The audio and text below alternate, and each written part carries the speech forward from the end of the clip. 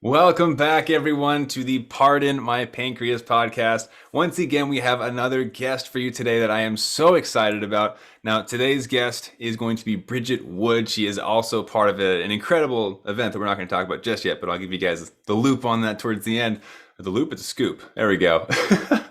But with Bridget Wood, she is here to chat about food, one of our favorite topics with diabetes, and she is a registered dietitian as well as a CDE, which now they're referring to as CDCES, and we are so thrilled to have you on today, Bridget. Thank you so much for joining us. Thank you for having me. I'm super excited. And food is obviously my favorite subject too. So here we go. Absolutely. And actually, on that topic, you are someone who is living with diabetes like myself. So I would love to give our audience just kind of a brief intro on maybe your diagnosis story and kind of what diabetes has been like for you. Wow. Yeah, it's definitely been a journey. I'll say that. So my diagnosis story definitely started off unexpected, as for most people who does expect something like that. But I was 17, so the summer before my senior year of high school, started my first job at Old Navy, and I was like excited, driving myself. And then all of a sudden I got super sick, lost a ton of weight within the week, and then one of the mornings I woke up and was just like exhausted. So I'm still trying to push through, get ready for work. And then I'm just like on the ground, just couldn't even pull myself up. And I told my mom, I'm like, I have to go to the ER. So we Wow. ended up going to urgent care. So we went to urgent care. They did a test on my blood sugar. It was like 452, I believe, or something like that, which nowadays I've definitely had higher. At the time, it was something that was a little scary. And that's when they told me that I had diabetes. So went through the whole spiel, stayed in the ICU for about 3 days. And that was it. And now I'm here doing this. Wow. So getting into your journey then with dietetics, was that diagnosis kind of like the catalyst that started moving you towards becoming a dietitian? Absolutely. So definitely wasn't something that was on my radar. I honestly didn't even know what a dietitian was until after diagnosis.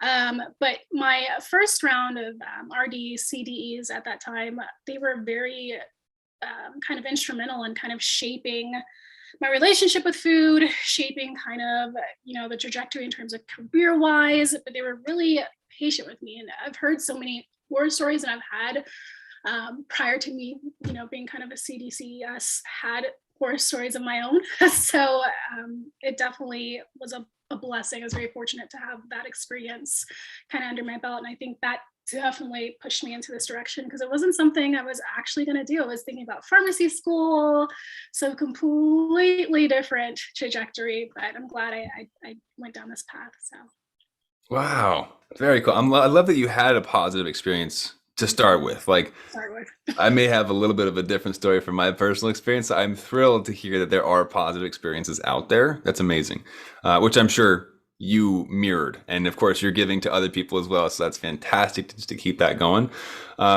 Within the diabetes and dietetics, there we go. That realm, obviously, food is just this massive topic. Like, not only is it the center of what we do, like dosing insulin, but I feel like it's a lot more complicated than people expect, especially as you're getting into life with diabetes, where you have to learn about carbs, and then, maybe years later, you're like, wait, there's other macronutrients, there's fats and proteins, and what? But I think one that gets overlooked often is fiber content. Right. And I would love to have a chat about that and just kind of dive into, do we dose for fiber? What is fiber? What does fiber do in our bodies? Like, let's just really unpack that. Right. Yeah. So you're absolutely right. When it comes to the other macronutrients, you really don't hear much about them. And even still to this day, like, providers don't know, not necessarily dietitians, but sometimes the doctors or nurse practitioners are not aware that those other macronutrients can actually cause kind of disruptions in the blood sugar. But they can, as you and I both know. Right. And so can fiber. And so with fiber, it kind of is, like you said, there's no black and white. So it is going to vary from person to person. So for some people, they do need to do the net carbohydrates and kind of worry about getting some of that fiber out of there, because it is going to impact their blood sugars. For others, they don't have to do that, but they do need to be mindful that the fiber is going to delay the digestion. And so that glycemic response of those blood sugars might not react in the way that they would expect them to. So it all goes down to that data and paying attention. What happens is that fiber is not really digested. And so it's not going to have an impact on your blood sugar levels as we would expect. So we see it a lot of times in things like the keto items, or like that very high fiber, low carb tortillas that everybody loves to eat. You look at the back and you're like, holy smokes, should I be eating this much fiber? But absolutely, it's something that you can do. Just know that the blood sugars might not respond in the way that a traditional tortilla might, or a traditional, I wouldn't even say protein bar, a traditional bar, or something of that sort might not respond in the same way as something with a lot of fiber in it. Absolutely. And let's talk about like why it doesn't respond the same. If we could even like touch on soluble versus insoluble fiber and kind of open that up. Yeah. So that's a great question. So the two different types of fiber, there's insoluble fibers and there's soluble fibers. And with the soluble fibers, they basically dissolve in water, and the insoluble fibers do not dissolve in water. So when it comes to the overall kind of, just the things, you want to try to increase the insoluble fibers, because when it comes to your blood sugars and stability, it actually can help with those as well. But the two differences is that insoluble fiber is really going to have much more of an impact. So think things like psyllium husk, or things like Metamucil. Those types of things are going to be those insoluble fibers. And you hear a lot of people using it for weight management, or even you'll see good for people with diabetes. Right. And a lot of times people think that it doesn't apply to us, people living with type 1, but it actually can apply and actually can change things in terms of how your blood sugars respond. So not only do people need to be mindful, but they can use it as a tool to kind of help to smooth out some of that roller coaster effect that can happen for some people. Even when it comes to stabilizing blood sugars, maybe potentially after you've treated a low and you're having that really kind of variability, you could make sure that you have something with a little bit of fiber, a little bit of protein, a little bit of carbohydrate. That combination really does help to stabilize things, and that is going to help to take you from that roller coaster ride on that smooth ride and back to normal blood sugar levels, or safer blood sugar levels. I don't know, I don't want to say normal, but Right. And I love that that conversation you just opened up, where there's different perspectives of fiber, where one is it can be very helpful for stabilizing and getting you off that roller coaster effect, right? The lower variability with the foods. But on the other side of things, if there's a ton of fiber, it can throw off your blood sugar management. Like it changes your digestion, right? So can you kind of differentiate between those two? Yeah. So when it comes to stabilizing blood sugar levels, so it's something that will, just to start off, you don't want to have a ton of fiber in general, because your digestive system is not going to be kind and happy to you. So you want to try to, slow and steady wins the race, do a little bit at a time. And if you're someone who's not eating lots of fiber, so think fiber foods, things like nuts, vegetables, fruits, those types of items, seeds, all those things are going to have more of the fiber in there. So if you're not someone who's already eating those items, start off slow, because in the beginning, it can cause some stomach upset and digestive disruption. So you do want to be careful. But in terms of stabilizing, maybe you're doing a smoothie. You're one of those people where when you have smoothies, your blood sugar spikes really quickly and then it goes back down, because that reaction of all that sugar from the fruit has already reacted. Adding something like fiber can actually slow that spike and keep things more stable. So that would be something like peanut butter, or flax seeds. Adding that to that combination of those carbohydrates actually helps to change the way that your body is looking at that and digesting it. And so it helps a lot with keeping things stable. Now on the other end, if you have too much fiber, then it's going to be harder to predict kind of those rises and spikes. So again, if things aren't being digested, it's kind of just sitting there. So you already took your insulin, you already pre-bolus, whatever you decided to do for that meal, and that fiber actually does not allow that food to digest in the way that you would have expected. So what could happen is that insulin could react. You might have a low, or you might have a reactionary spike that happens after things kind of start to work its way through your body. So you do have to be mindful. There's also some instances, of course, with you got to be careful, especially if you are one of those people who do have any complications related to diabetes, like gastroparesis, because again, you don't there's no black or white. Traditionally, they do say lower fiber. However, you do want to be mindful because things aren't really digesting. They're kind of sitting there. So if you have too much fiber, those blood sugars are not going to react in the way that we would want them to. And you might have those reactionary highs. Well, you will have those reactionary highs and spikes in blood sugar levels. And you're going to be just kind of chasing those numbers. So it's about finding that right balance for you.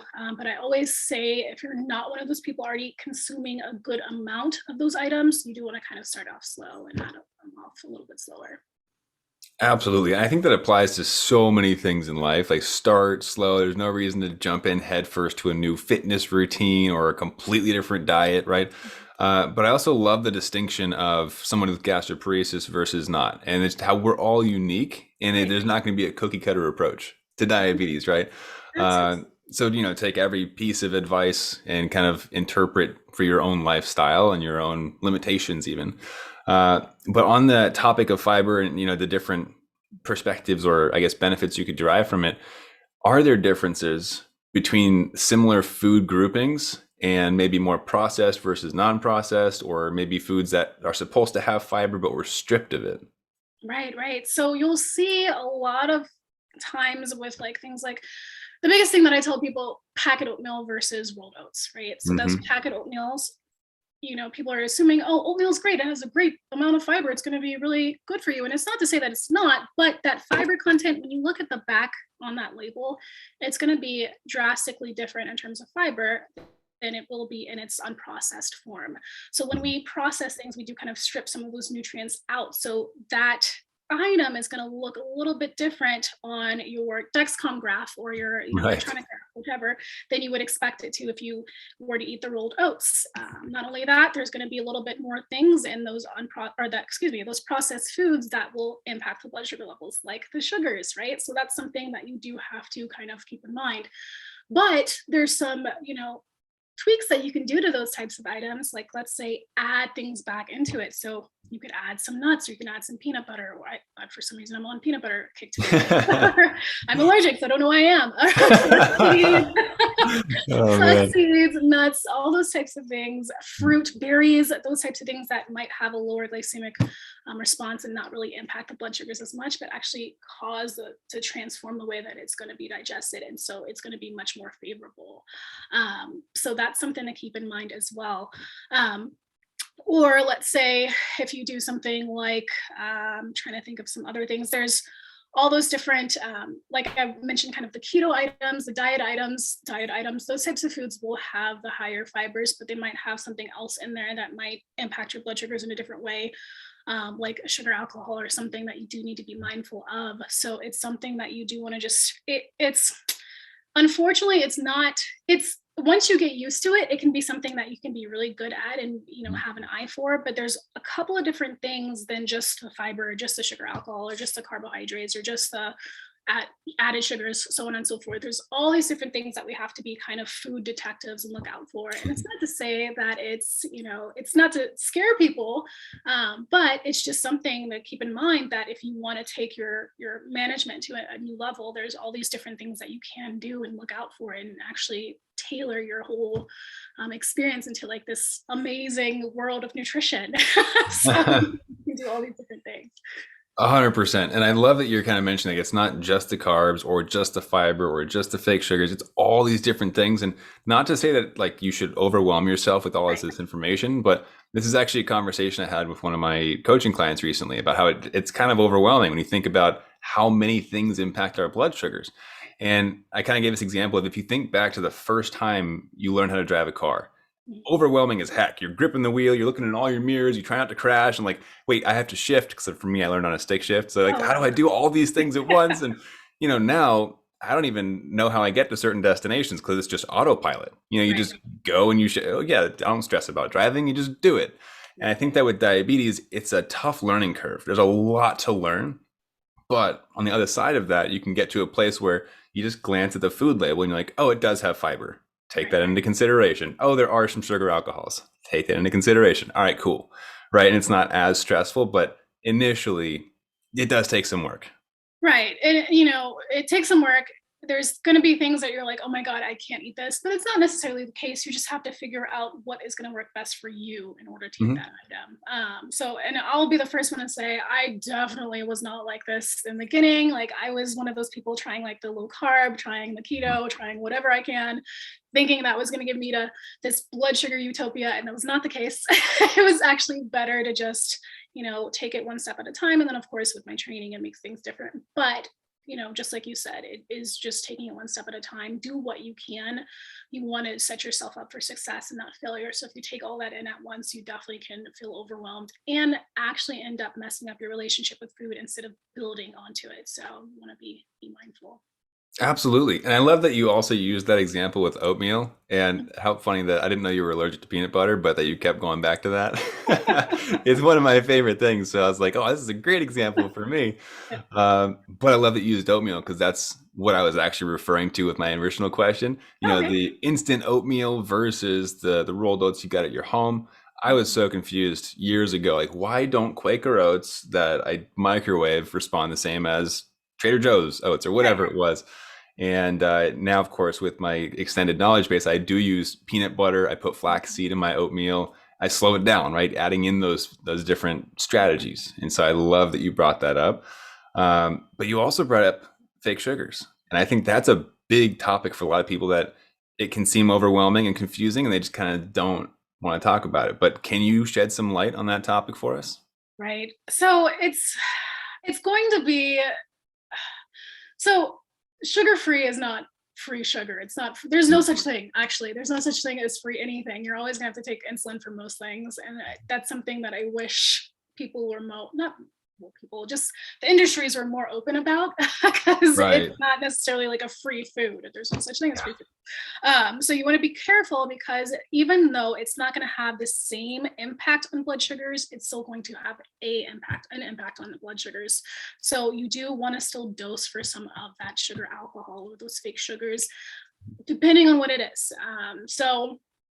There's things like allulose out there now. There's things like the monk fruit. There's things like the swerve sweetener. There's all different types of things out there that they might not respond the same for you as they would for me, or they might not respond the same for yourself on a different, depending on what type it is. So it's going to have to be kind of like an experience or experiment, I try to say, because you don't know. But typically about half of those sugar alcohols can contribute to that glycemic load. So you do want to account for those Mhm. when you're dosing for your insulin. But yeah, no such thing as free food in the blood sugar department, or again, with those sugar alcohols, again, stomach upset can definitely be a thing. So you do want to be Right. careful with that.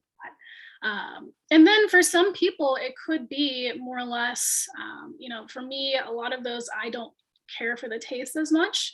So you might find the one that you like for you, or for some people, they might start off with just doing a little bit less of real sugar.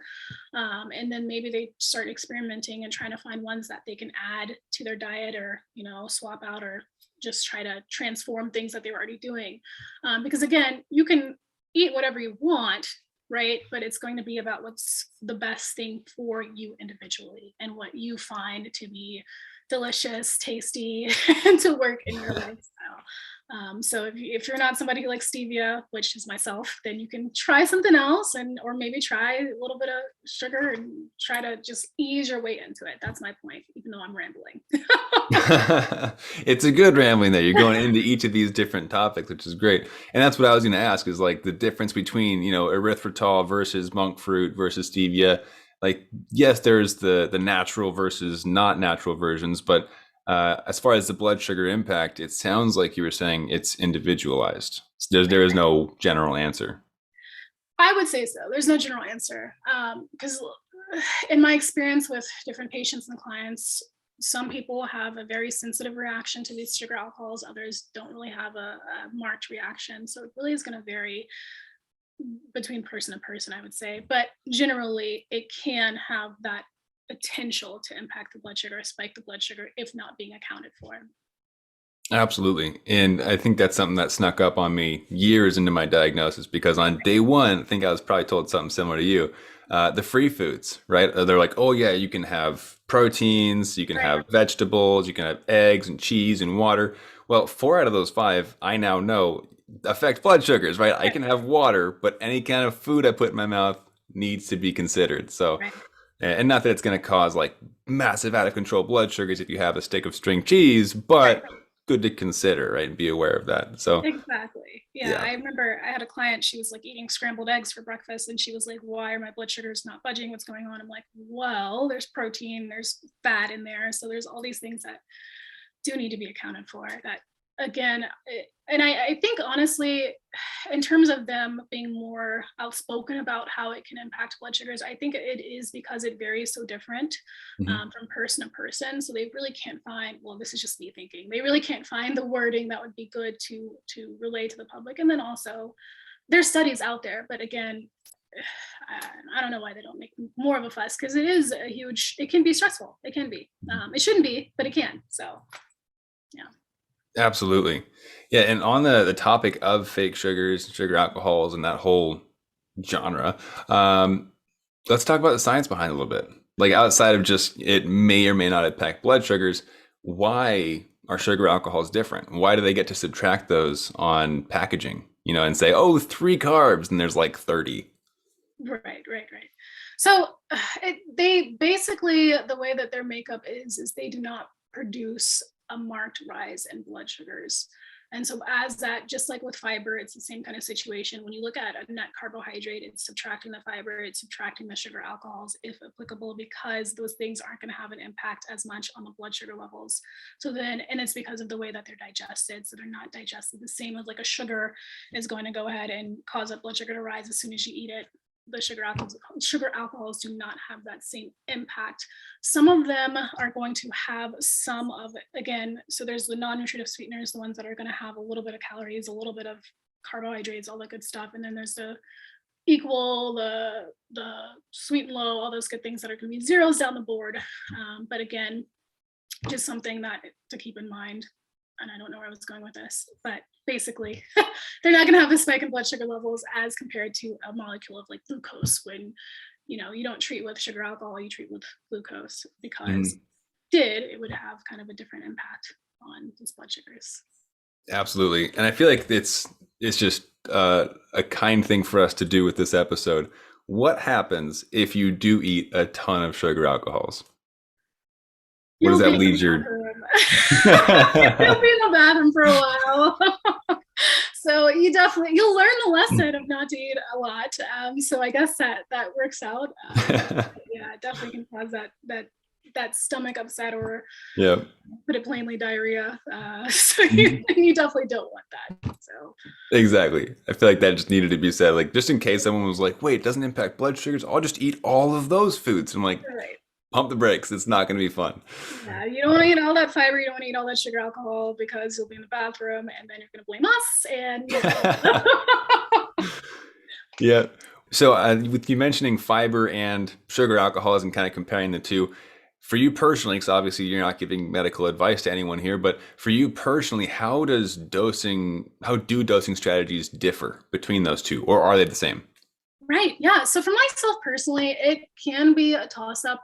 So with sugar alcohols, typically, since it's just not going to have that marked rise in the beginning, it's just going to be a little bit less of a rise, but still have an impact. I typically just account for it in the beginning of the dose. So I take a little bit less than if I would have an item that has full sugar or regular sugar. And when it comes to fiber, it can be either or. So depending on the item, I might have to take a little bit less upfront, or I might actually just take somewhat of like a split dose if I do notice myself creeping up towards the end after that digestion, if I didn't cover myself enough in the beginning. So it kind of just depends on the type of food that day. For example, when I first started eating like the Bonza pasta, that protein Mhm. pasta made out of chickpeas, Yeah. would expect pasta to really have that rise in the blood sugars. Even scientifically, you're looking at, okay, well, there's a lot of fiber, but still you're like, but this is still pasta. So you're like looking at it like with a side eye.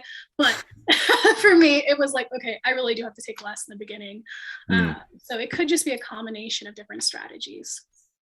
Very true. I noticed a similar reaction with soy-based pasta, and like edamame pasta was one, and yeah, having to treat it a little bit differently than just straight up normal pasta. So Right.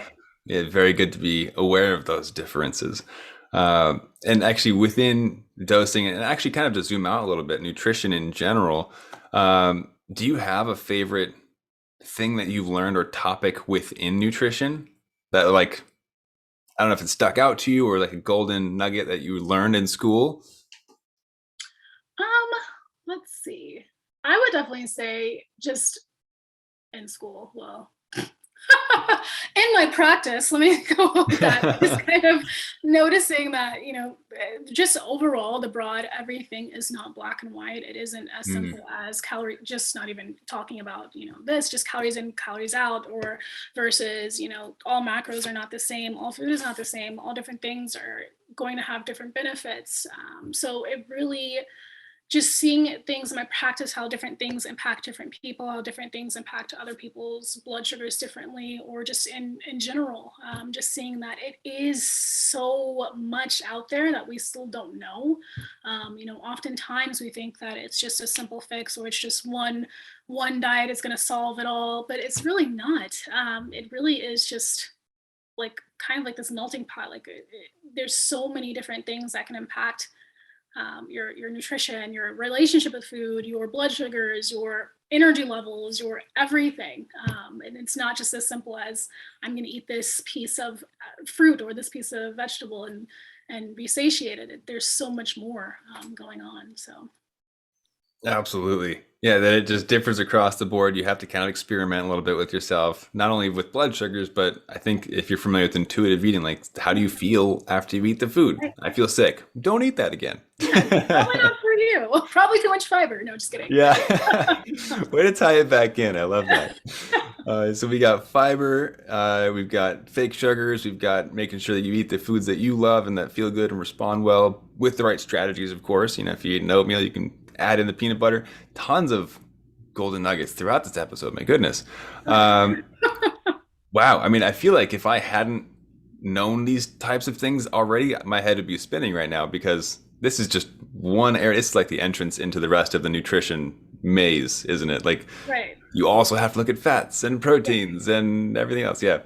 Um, on that topic, though, you mentioned like it's different for everyone. How do people start finding their path? Should they just go straight to a dietitian? Should they look at their day and to see how their habits are forming around food? What's the most helpful place to get this whole journey started? And I would say, depending on the person, it might, if they feel like it is already too overwhelming, like I don't even know where to start, definitely going straight to a dietitian so they can help you navigate this wild, wild world. And kind of, I think that would be your first step. But if you're someone who already has like, some experience with maybe you track your macros already, or maybe you're comfortable with your carb counting skills, because even that's another thing that for some people, they're not comfortable with those carb counting skills, then you Mhm. can start, looking at the fiber. If you wanted to start off with the fiber, and then once you've kind of mastered that, then maybe move on to the protein, maybe move on to the fat, take it a step at a time, and kind of start looking at the things that you're already eating, or look Mhm. at those items that you feel like you can't get quite right when it comes to dosing, and see what those are comprised of, and see if it is, maybe it is a fat issue, maybe it is a fiber issue, maybe it is a protein issue. So Mhm. just start off simple and start off slow. Love that. Absolutely. And actually, on that topic, starting off simple and small, but of course, looking back at the plethora of topics we covered today, we actually had an interview recently where you were part of our summit. And this, for everybody who's like, what was he talking about at the beginning? This is the secret thing I was talking about.